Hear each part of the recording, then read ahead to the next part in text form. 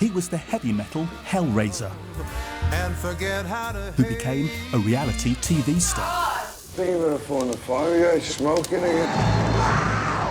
Ozzy Osbourne, the self-proclaimed Prince of Darkness, was just as famous for his antics on stage as off. He was the Prince of Darkness, but boy, I'd like to go for a pipe with him. Off stage, sweet as can be. On stage, a madman. Everybody, go crazy. What is his musical legacy? And I remember just seeing his glasses and his big mouth, and I just had someone to identify with. Of the many Ozzy stories, what is fiction and what is fact?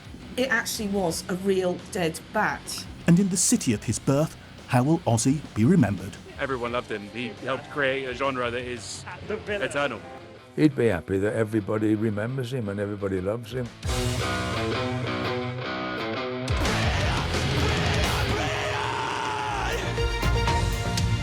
The so-called greatest metal show ever takes place in Birmingham this afternoon. Yeah, ready for today! July the 5th, 2025, and more than 40,000 metal fans descend on Birmingham's Villa Park. It's probably going to be the main event of our lives. We just couldn't miss it. You have one time in your life to see it. You must take the chance, They've come to see Black Sabbath in a rock fest that some feared would never happen. I am the BBC's media and arts correspondent, and I have to confess, I was a massive Black Sabbath fan. 40,000 Black Sabbath fans here, and they could have sold it many, many times over. And I think there was a moment in everyone's thoughts, is he actually going to be on that throne? What a day. Birmingham forever. Brum forever.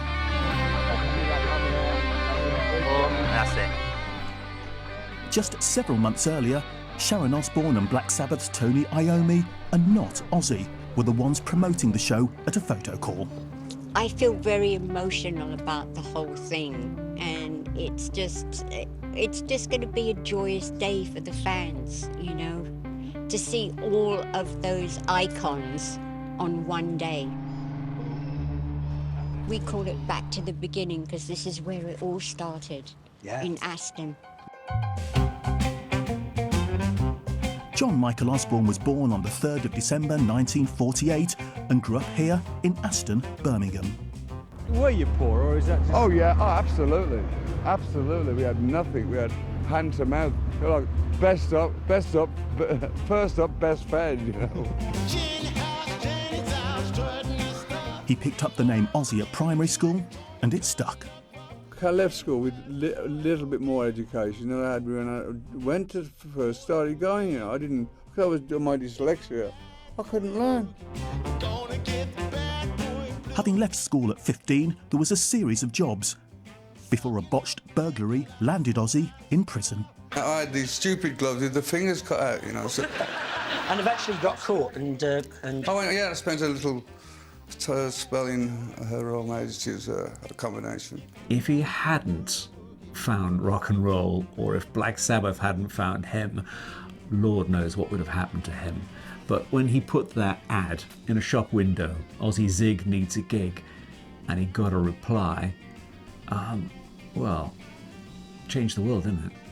Music has been the main thing that got me out of my area, place I was born, You see here? I wrote that on the wall, Iron Void. See?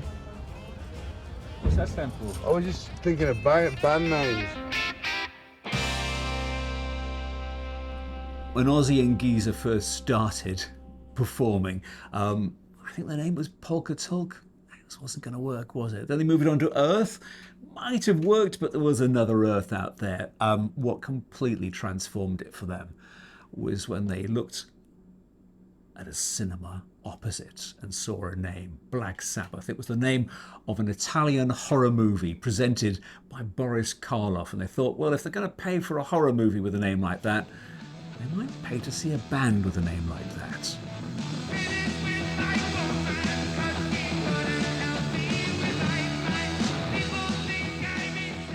thing what I like about Black Sabbath was the fact that we weren't a creation by some mogul who said, oh, we'll get a guy from Glasgow, it was this guy and whatever.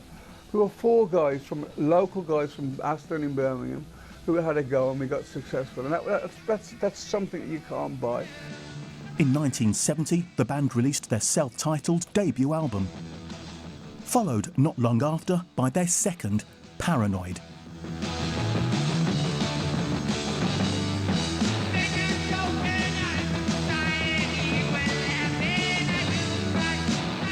I used to be a producer at MTV and I did all the rock and metal shows. Every single band has got that one touchstone single, and for me, Paranoid was the one that lifted them off out of the album charts and into the single charts. Some heavy metal doesn't have really much of a tune, but this just had everything in it. Its energy, and even to the very end, seeing Paranoid it's an iconic track. Their third album, Master of Reality, in 1971, established the band internationally. I mean, I can remember playing the Crown pub in Birmingham at Henry's Blues, and I'm thinking, well, this is good for a couple of years. Drink a few beers and have a jam. We get to Europe, and that was the beginning of the most incredible adventure I could ever think of. A rock and roll lifestyle was part of that adventure. There were many substances consumed on the road. There were many ups and downs, and I think probably Ozzy was consuming more than any of them. By the end of the 70s, Ozzy's party with Black Sabbath was over. He openly admits about the issues he had with drugs and alcohol, and it's a tough one. I feel lucky to be alive, I'm immortal, but, because I've done some pretty damn crazy stuff in my life, you know. In 1979, Ozzy was without a band, but found a new manager in the daughter of Black Sabbath's boss, Don Arden. Sharon became not only Ozzy's manager, but in 1982, his second wife. But I don't think Ozzy would have survived as long as he did had it not been for Sharon. I think Sharon, in many ways, saved Ozzy's life. You've got to remember that Sharon is the daughter of Don Arden, and this was the tough guy of British music. The stories about him, legendary might be one way of describing it, terrifying. He took no prisoners, and there's definitely something of her father in Sharon. Straight-talking and fiercely protective of her husband and their family, in a male-dominated industry, she drove Ozzy's solo career. So much of my life I have spent being quite rude to people in business and standing up for myself. You get a reputation, which is something that you're really not. You're actually somebody quite different. If there are limits to rock and roll excess, then few performers have pushed those boundaries more than Ozzy. One of the most famous stories that has dogged Ozzy since the 1980s is that he once ate the head of a bat live on stage. Well, there's different versions, I must say. So he said, and this is from Ozzy, he said initially people used to throw on fake bats, like rubber bats and chocolate bats and stuff like that. And he thought it'd be really funny to like bite their heads off and chuck them back into the audience. And then one gig, it actually was a real dead bat. So he took the bite, chucked it. It was like, oh my God, that's disgusting. And they said, Ozzy, that was a real bat. Now look at the side of the stage and Shannon's going... So then I had to go and have the rabies shots, which is a lot of fun. At the time, it upset animal rights groups. However, Ozzy reset his relationship with animals and was involved in campaigns for charities. And it's just one of a catalogue of Ozzy Osbourne stories. So obviously there was the sniffing the line of ants when he was in a dress in America. And people saying, that can't be true. And he went, it was true. I felt the ants going up my nose and down into my stomach. And he was like, but I was really drunk that day. Ozzy's antics eventually got a worldwide audience when he and the family took part in a new reality show in 2002, MTV's The Osbournes. To learn how to love. The theme music was a jazz swing cover of Ozzy's song Crazy Train, performed by Ozzy's next-door neighbour, Pat Boone. There had been many fly-on-the-wall documentaries over the years before that, but they'd all been a bit serious. This was like a situation comedy. You could not believe how mad this family was, but also how likeable. And now the president. It was a huge success, with audiences at home and in high places. What a fantastic audience we had tonight. Washington power brokers, celebrities, Hollywood stars, Ozzy Osbourne.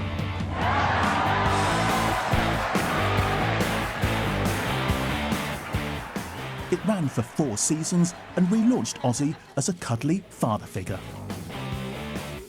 Ozzy was famous. Ozzy had had the Ozfest. He was well known. He was a rock star. He was in Beverly Hills. He was doing okay. The TV show completely transformed everything. Suddenly, everybody knew him. You know, nobody knew. It was, you know, we were paving the way. Ozzy was a pioneer with it. We didn't know what was going to happen with it. And good things and bad things we got out of it. But it took its toll on Ozzy and the family. It got too crazy.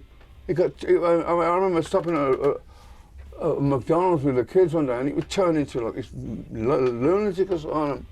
But there's a level of fame that you cannot sustain that level of fame. So for me, I think the Osbournes kicked off the whole reality show series from watching A Celebrity Family. But for me, having known them personally and been to their houses both here and in the States, they were just a regular family, but with dysfunctional members. Tragedy struck the family when Ozzy was involved in an accident whilst at home in the UK. The wife of legendary rock star Ozzy Osbourne says his quad bike accident almost killed him. Sharon Osbourne says her husband's heart stopped beating for nearly 2 minutes after the accident in the grounds of their Buckinghamshire home. Ozzy is still on a ventilator. We were absolutely devastated. But then I thought, this man's got 9 lives. Something's going to happen. It was a period of major ups and downs. While he was recovering in hospital, he topped the UK singles chart for the first time alongside daughter Kelly with the #1 song, Changes. It's so hard to see your dad like that. Here's a handkerchief.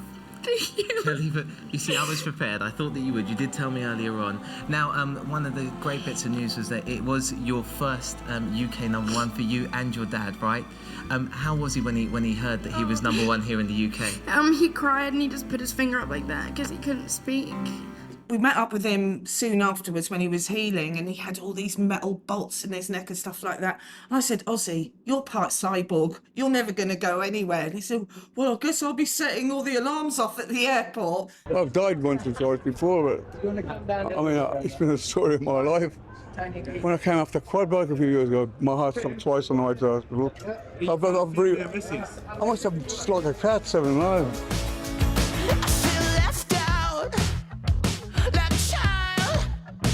Ozzy's influence stretched far and wide, but it was the Osbournes who helped shape careers, as international star Youngblood explains.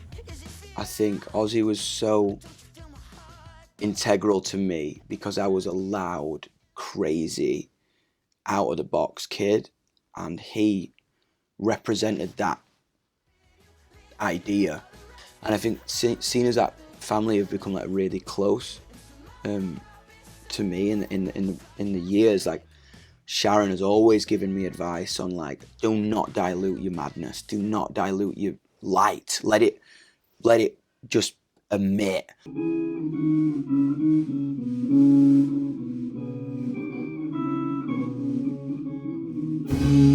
And in Ozzy and Black Sabbath's hometown, their influence is still deafening.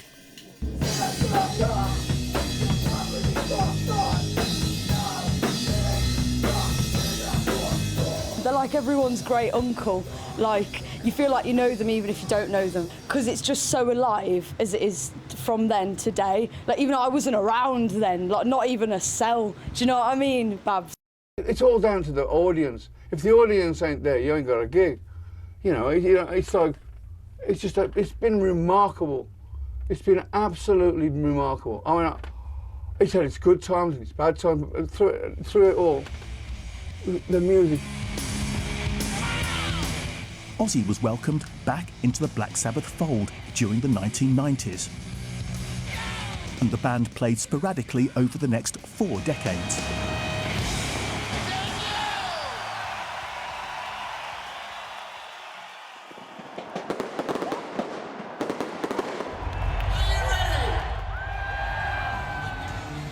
On July the 5th, 2025, Black Sabbath finally came home to Birmingham. The bands going to play that day were absolutely rock royalty. You've got Guns N' Roses, you've got Metallica. Throughout the day, everyone was turning up to essentially honour the godfather of heavy metal.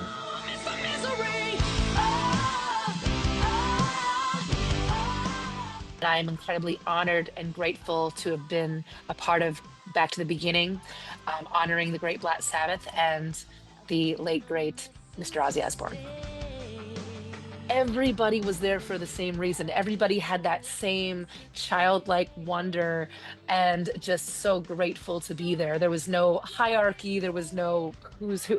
We were just all there for the same reason. And then you're also so emotional about it because this is the last time, you know, we're all going to be clapping with Ozzy. And obviously we didn't know that he was going to pass away so soon afterward, but that was the feeling was, okay, we're saying goodbye and we're saying thank you from the bottom of our hearts. It really did motivate him. And I've been talking to him a lot over the years. And this really gave him a new lease to work up to. You know, he had something to work towards doing.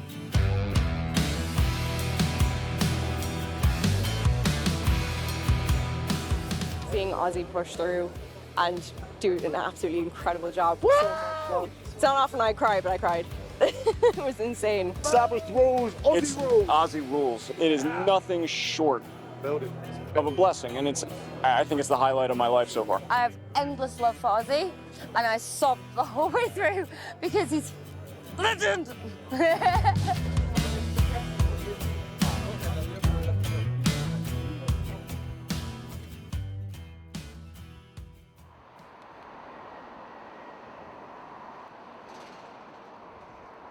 He couldn't write the story. People wouldn't believe it, you know. I mean, I branched out, did my own thing, and it's like putting an old jacket on. It fits. Just 2 weeks after that final gig, fans gathering at Birmingham's Black Sabbath Bridge couldn't believe Ozzy's story had ended.